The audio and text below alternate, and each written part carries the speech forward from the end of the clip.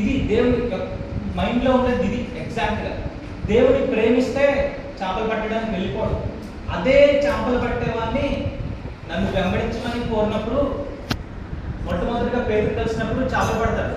నన్ను వెంబడించి పేతురు అన్నప్పుడు చేపలు పట్టే వృత్తిని వదిలేసి దేవుని వెంబడించడానికి వెళ్ళిపోయిన వాడు. అదే యేసయ్య చనిపోయిన తర్వాత యేసయ్యను విడిచిపెట్టి వేసి మళ్ళీ చేపలు పట్టడానికి మళ్ళీ పూర్వస్థితికి వెళ్ళిపోయాడు. అటువంటి స్థితిలో యేసయ్య అంటాడు, నువ్వు నన్ను ప్రేమిస్తున్నావా? నువ్వు నన్ను ప్రేమిస్తే నా గొర్రెలను కాస్తావు, నా మందను కాస్తావు, నా సువార్తను ప్రకటిస్తావు, కానీ ఇలా చేపలు పట్టుకోవడానికి వెళ్ళిపోవు. యేసయ్య ఈరోజు మనందరిని అడుగుతున్న ప్రశ్న, నువ్వు నన్ను ప్రేమిస్తున్నావా? యేసయ్య ప్రశ్నిస్తున్నాడంటే చాలా సీరియస్గా తీసుకోవాలి. నీ దగ్గర నుంచి జవాబు ఎక్స్పెక్ట్ చేయడానికి కాదు దేవుడు ప్రశ్నించాలి. బ్రతుకు మార్చుకోవడానికి దేవుడు ప్రశ్నిస్తాడు. ఆదాము దేవుడు ప్రశ్నించాడు, ఆదాము నువ్వు ఎక్కడున్నావు? తినవద్దన్న పండు తిన్న తర్వాత ఆదాము నువ్వు ఎక్కడున్నావు అని దేవుడు అంటాడు. దేవుడికి ఆదాము ఎక్కడున్నాడో తెలియదా? దేవుడు సర్వ సృష్టిని సృష్టించిన దేవుడు సర్వవ్యామి.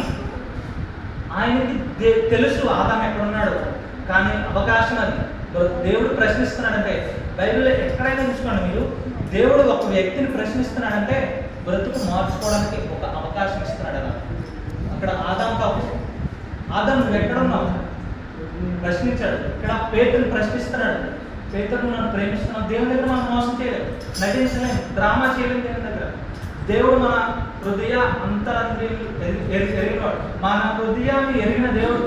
మనం దేవుని దగ్గర నటించలేము. దేవుని ప్రేమించాలి. దేవుడు ఇంత ప్రేమ మన పైన చూపించాడు కదా, దేవుడిని ప్రేమించాలి. దేవుని ప్రేమిస్తే దేవునితో సహవాసం చేస్తాం. దేవుని ప్రేమిస్తే దేవుని ఆజ్ఞను పాటిస్తాం. ఆ ఒక్క ఆజ్ఞ పాటిస్తే, దేవుని ప్రేమించే ఆజ్ఞ పాటిస్తే మిగతాదంతా తర్వాత వచ్చేస్తుంది. దేవుని ప్రేమిస్తే నీ సహోదరుని ప్రేమిస్తావు, నీ పొరుగు వారిని నువ్వు ప్రేమిస్తావు. దేవుని ప్రేమిస్తే దేవునికి నమ్మకంగా దేవుని ఆజ్ఞలన్నీ పాటిస్తావు, దేవునికి సమయాన్ని ఇస్తావు. ఈ సమాజంలో ప్రస్తుతం ఉన్న జనరేషన్లో చాలా మంది చెప్పేది ఏంటంటే, దేవునికి ప్రార్థన చేసుకుంటున్నారా, బైబిల్ చదువుకుంటున్నారా, దేవునితో టైం స్పెండ్ చేస్తున్నారా అంటే చాలా మంది చెప్పేది ఏంటంటే టైం సరిపోవట్లేదు అంటారు. చాలా మంది ఇచ్చే సమాధానం నిజంగా ఉంటుంది, టైం సరిపోవట్లేదు అంటారు. ఒకసారి మనం ఆలోచిద్దాం.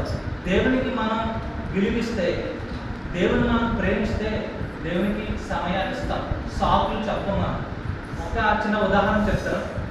ఒక ఫేమస్ బిజినెస్ మ్యాన్ ఉన్నాడు, చాలా ఆస్తి ఉంది, చాలా బిజినెస్ మ్యాన్. ఒకరోజు ఆయనకి రోజు మీటింగ్స్ ముందే, ఒక నెల ముందే షెడ్యూల్ అయిపోతుంది.